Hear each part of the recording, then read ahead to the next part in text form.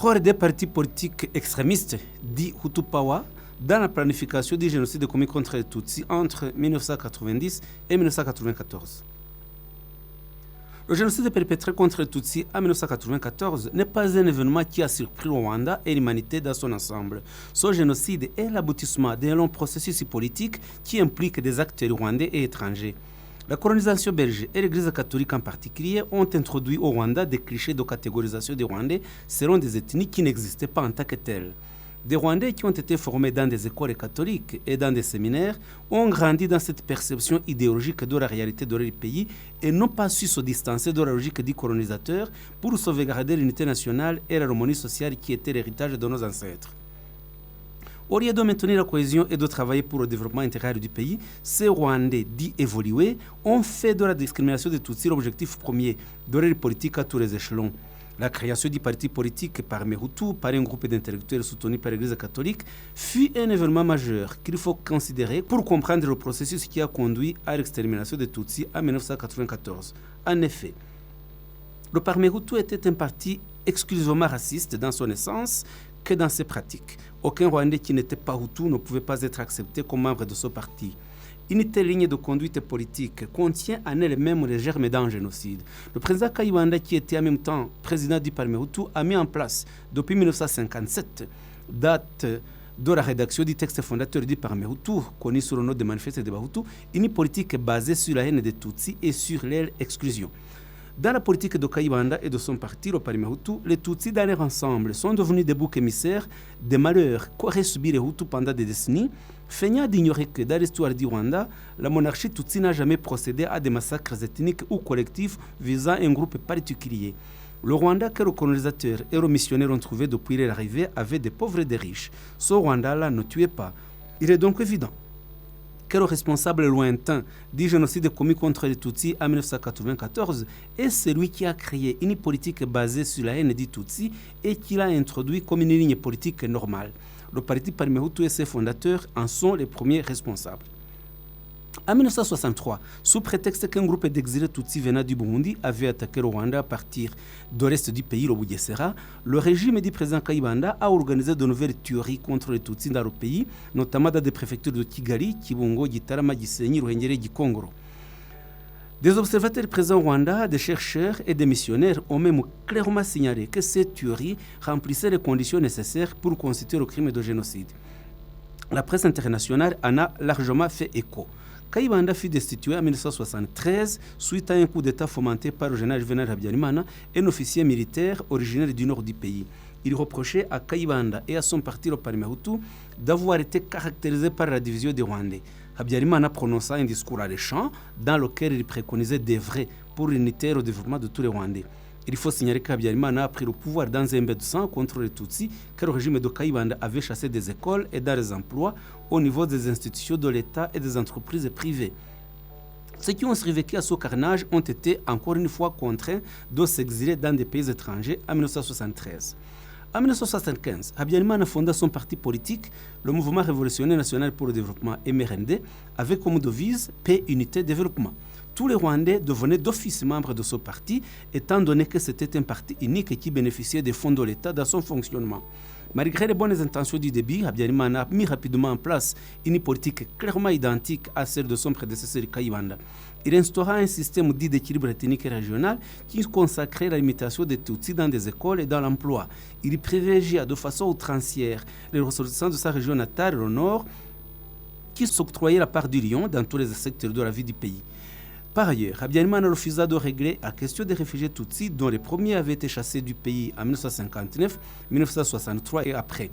Son règne se caractérisant également par une série d'assassinats et de répression des démocrates, des journalistes indépendants et des défenseurs des droits de la personne humaine. Même ceux qui dénonçaient la corruption subissaient le même sort. Le 1er octobre 1990, le Front patriotique rwandais commença un conflit armé contre le régime Habyarimana dans le but bien clair de rompre avec la politique d'exclusion et de discrimination qui avait caractérisé le Rwanda depuis 1959. Ce conflit armé sera une occasion pour le régime de procéder à des arrestations massives et des assassinats systématiques et généralisés de Tutsis, notamment dans la région du Nord dont le président est originaire. Chaque fois que le régime perdait du terrain sur le plan militaire contre le FPR, il réagissait en organisant des tueries sur des civils Tutsis sur une base exclusivement ethnique. Les négociations de paix d'Arusha, qui ont duré 3 ans, de 1991 à 1993, étaient soutenues par les partis d'opposition, à savoir le PSD, le MDR, le Parti libéral et le PDC, et d'autres petits partis tels le PDI et le PSR. Avant la dislocation de ces partis en 1993 par les astuces du président Habyarimana, ils étaient convaincus que la voie des négociations était la seule possible pour résoudre définitivement le problème de la guerre et des réfugiés. Le courant Hutu-Pawa, un courant extrémiste, a poussé de nombreux membres des partis d'opposition à adopter la même ligne extrême. D'une part, après la concertation des partis PSD, MDR et PR avec le FPR et le MRND a intensifié ses efforts pour infiltrer les membres de ces partis et les diviser. D'autre part, le MRND s'est efforcé de s'allier avec d'autres petits partis ou en a créé d'autres afin de montrer qu'il existait des partis politiques qui le soutenaient alors qu'il n'en était rien. C'est à ce moment qu'a été annoncée publiquement la collaboration du MRND avec la CDR, un parti extrémiste Hutu, le Parerois, Parti républicain du Rwanda, créé le 20 janvier 1992, le PECO, Parti écologique, fondé le 30 novembre 1991, et le PADER, Parti démocratique rwandais, fondé lui aussi le 20 janvier 1992. Ces partis ont publié de nombreux communiqués, signés par les responsables qui condamnaient les négociations de paix d'Arusha. Du côté du MRND, les communiqués étaient en général signés par son président au niveau national Mathieu Ngirumatse ou Amandé Rugira, qui était président du MRND à Boutaré et en même temps premier vice-président du MRND au niveau national. Pour la CDR, les communiqués étaient signés par Martin Buchana, son président, ou par Jean-Baptiste Mugimba, secrétaire général, parfois signé aussi par Misago Antoine Rutegesha, deuxième vice-président, et parfois même par Eri Nyirimbibi ou Théoneste Nahimana. Nahimana, originaire de Gisenyi, a remplacé Buchana à la présidence de la CDR après son décès le 23 février 1993 à Boutaré. Du côté du Parerois, la plupart des communiqués étaient signés par Michel Nshimiyimana, trésorier de ce parti. Pour le PADER, ils étaient signés par Jean-Baptiste Ntagungira, secrétaire général, tandis que les communiqués du PECO étaient signés par son président, le docteur Jean-Baptiste Boutera. L'alliance de ces partis s'appelait Alliance pour le renforcement de la démocratie, ARD. Ces partis politiques qui composaient l'alliance se sont manifestés dans des actions conjointes avec le MRND afin de saboter les négociations d'Arusha qu'ils qualifiaient de coup d'état civil et des partis politiques d'opposition, désignant ainsi le FPR, le PSD, le PR et le MDR. D'une manière générale, les hautes autorités du MRND ont rédigé plusieurs lettres qui véhiculaient l'idéologie du génocide. Certaines ont été publiées par des ministres, membres du MRND, et les autres par le secrétaire général de ce parti. Il existe également des communiqués qui ont été publiés par les dirigeants du MRND au niveau préfectoral avec la même idéologie. Les ministres du MRND, à savoir Dr Kazimir Bizimungu, qui était ministre de la Santé, Pauline Nyiramasuko, ministre de la Famille et de la Promotion féminine, Augustin Ngirabatware, ministre du Plan, Prosper Mugiraneza, ministre de la Fonction publique, André Ntagerura, ministre des Transports, Kalisa Nzabonimana, ministre de la Jeunesse et du Mouvement coopératif, James Gassana, ministre de la Défense, Daniel Mbangura, ministre de l'Enseignement supérieur, de la Recherche scientifique et de la Culture, ont émis de nombreux communiqués qui s'opposaient aux négociations de paix d'Arusha. Dans la lettre du 15 octobre 1992, adressée au Premier ministre, ces ministres issus du MRND ont contesté certaines clauses du protocole d'Arusha entre le gouvernement rwandais et le FPR sur le partage du pouvoir dans le cadre d'un gouvernement de transition à base élargie. La première était celle qui stipulait que le président de la République nommera le Premier ministre, mais sans prérogative de le révoquer. La deuxième était celle qui prévoyait la mise en place de la Cour suprême. Les ministres du MRND avançaient que celle-ci était contre l'indépendance de la magistrature. Ils contestaient enfin la procédure de nomination des hautes autorités du pays, en l'occurrence les prérogatives qui étaient accordées au Premier ministre de nommer les hauts cadres, surtout ceux de la primature. Le 11 novembre 1992, les mêmes ministres du MRND ont adressé une autre lettre au Premier ministre dans laquelle ils revenaient sur les négociations de paix d'Arusha et disaient qu'elles visaient à privilégier les intérêts des partis MDR, PR et PSD. Les ministres du MRND contestaient la décision prise à Arusha le 30 octobre 1992 relative au protocole d'accord entre le gouvernement rwandais et le Front patriotique rwandais sur le partage du pouvoir dans le cadre d'un gouvernement de transition à base élargie. Les ministres avançaient que cette décision était contraire aux intérêts, je cite, du peuple majoritaire et de la nation. on se rend compte que l'idéologie du peuple majoritaire réapparaît. Et l'on sait que cette expression peuple majoritaire désignait les Hutus, ce qui est significatif de l'attitude des ministres du MRND qui maintenaient dans leur conception la politique fondée sur l'appartenance ethnique d'une partie de la population qualifiée de majoritaire dans le pays et à laquelle ils octroyaient tous les droits fondamentaux au détriment des autres catégories de la population. Le 12 novembre 1992, les partis MRND, PADER, CDR, PECO et Parerwa ont publié un communiqué conjoint à l'attention de la presse qui condamnait l'avancement des négociations. Je cite: les propositions soutenues par la délégation rwandaise ne sont pas toujours fondées sur les recommandations du peuple, dit ce communiqué. Le communiqué continue en avançant que les partis MRND, PADER, CDR, PECO et Parerwa lutteront pour un gouvernement de transition conduisant à des élections claires et transparentes pour le peuple afin de renforcer la démocratie. Fin de citation. À cette époque, je rappelle encore, ce que le MRND et ses alliés appelaient le peuple, c'était uniquement les Hutus. Lorsque dans la négociation d'Arusha, la délégation rwandaise qui était conduite par son ministre des Affaires étrangères, Feu Boniface Ngurinzira, quand il marquait son accord pour signer des protocoles qu'il estimait satisfaire aux intérêts de tous les Rwandais, le MRND et ses alliés se levaient et clamaient que les intérêts du peuple étaient bafoués et que Ngurinzira avait trahi le pays. En 1993, la tendance dure des partis politiques MRND, MUDR, PSD, PR, PDC, CDR et autres petits partis créés par le MRND s'est construite dans une coalition communément connue sous l'appellation Hutu Power qui se voulait être un rassemblement des Hutus pour venger le président Melchior Ndadaye assassiné lors d'un coup d'État au Burundi par des militaires de son pays.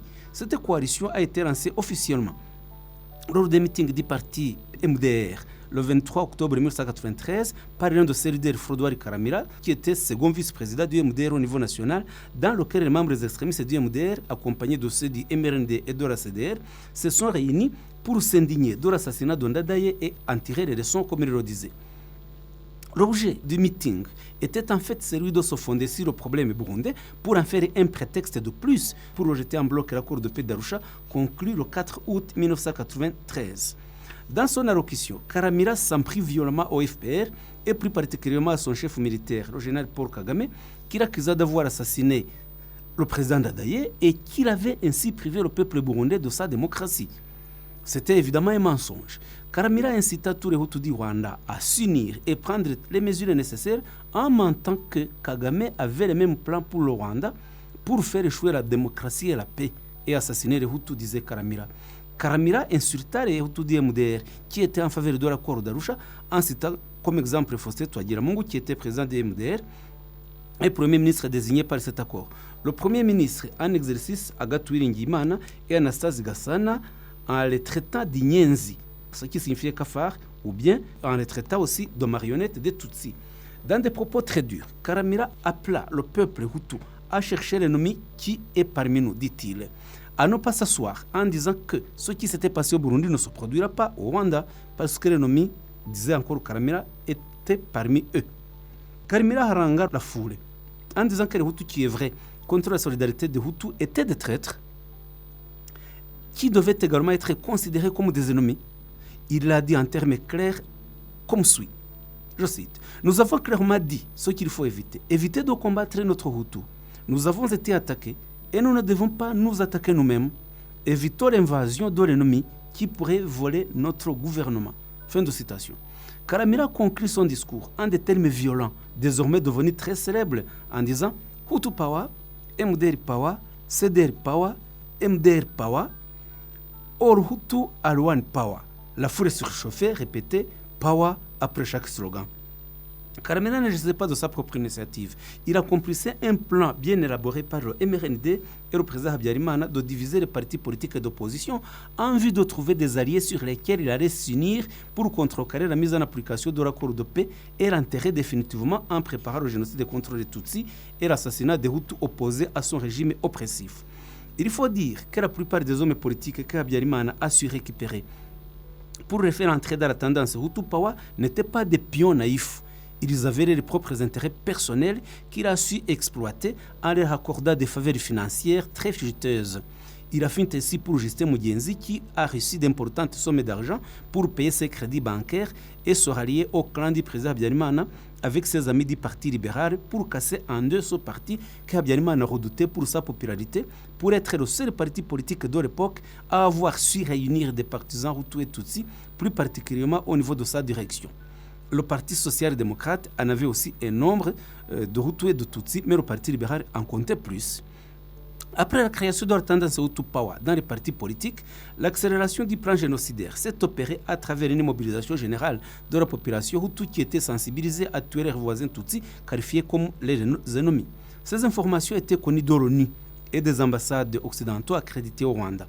Ainsi, le 5 novembre 1993, le lieutenant Marc Nice, officier belge chargé des renseignements au sein de la Minoire, affirma que ce même jour, le président Habyarimana avait dirigé une réunion dans son hôtel Rebero Horizon, au cours de laquelle il fit décider, je cite, de distribuer des grenades, des machettes et autres armes aux miliciens interahamwe du MRND et aux impuzamugambi de la CDR. Fin de citation. Le 16 janvier 1994, une manifestation à laquelle ont participé un grand nombre de membres de partis proches du Hutu Power, venant de la ville de Kigali et des environs, a été organisée au stade régional de Nyamirambo. Au cours de ce meeting, Justin Mugenzi, qui dirigeait la faction Hutu Power du Parti libéral, a pris la parole et a exhorté à se méfier des Tutsis et des militaires belges de la Minoire. Durant ce meeting, de nombreuses armes y ont été distribuées aux membres Hutu Power des partis MRND, CDR, MDR, PSD, PDC et PR. Cette distribution d'armes fut même confirmée le 15 janvier 1994 par l'ambassadeur de Belgique dans une lettre adressée à son ministre des Affaires étrangères belge, avertissant que des armes continuent à être distribuées aux Interahamwe et proposant que la Minoire devait pouvoir les confisquer. C'est ce qui a été également constaté par le général Dallaire, nous l'avons déjà dit, qui commandait les troupes de la Minoire dans une lettre qu'il adressa le 11 janvier 1994 au Conseil de sécurité des Nations Unies. Sa lettre demandait l'autorisation de confisquer ces armes, mais l'ONU refusa l'autorisation.